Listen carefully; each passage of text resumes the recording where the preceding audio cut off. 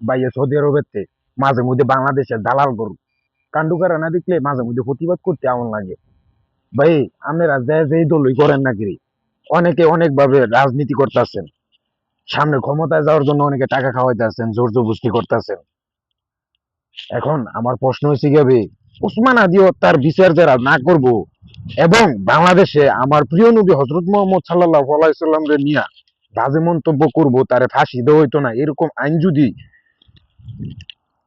তার যদি শাস্তির ব্যবস্থা না করা হয়, তাইলে এখন জামাত যাক, বিএনপি যাক, এনসিপি যাক, চরমোনাই যাক, যেই দলই যাক, যদি ওই আইনটা না বাস্তবায়ন করা হয়, এক নাম্বার উসমান আদি হত্যার বিচার এবং বাংলাদেশের যত 17 বছর যত গুম খুন শহীদ হয়েছে, তাদের হত্যাকাণ্ডের সাথে কারা জড়িত, তাদের বিচার করতে হইব।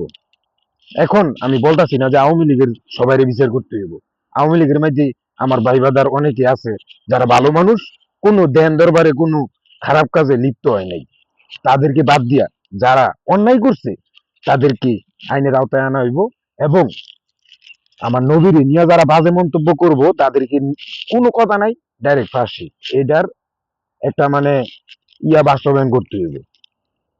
তো আপনাদের কাছে বিশেষ অনুরোধ, যেই যেই যাক আমার কোনো আপত্তি নাই ভাই। বিএনপি গেলেও আমার কিছু না, জামাত গেলেও আমার কিছু না, কিন্তু জনগণের অধিকার আদায়ে যারা চেষ্টা করব, আমি তাদের সাথে আছি। আমি আবারও বলি, এক নাম্বার ওসমান আদি আব্রাহার হত্যার বিচার এবং শহীদ আবু সাইদ হত্যার বিচার, মুগ্ধের হত্যার বিচার, এবং যারা 16 বছর 17 বছর পরিবার থেকে বিচ্ছিন্ন ছিল, এখন পর্যন্ত অনেকের খোঁজ নাই, এটার সাথে কারা কারা জড়িত আছে তাদেরকে বিচারের আওতায় আনা। এবং কোরআনের পাখিদেরকে বিনা দোষে যাদের ফাঁসি কার্যকর করা হয়েছে, এটার সাথে যারা জড়িত সকলরে আইনের আওতায় আনতে হইব। এবং বিশেষ করে আমাদের বীর সন্তান ওসমান আদি ভাইয়ের হত্যার বিচার।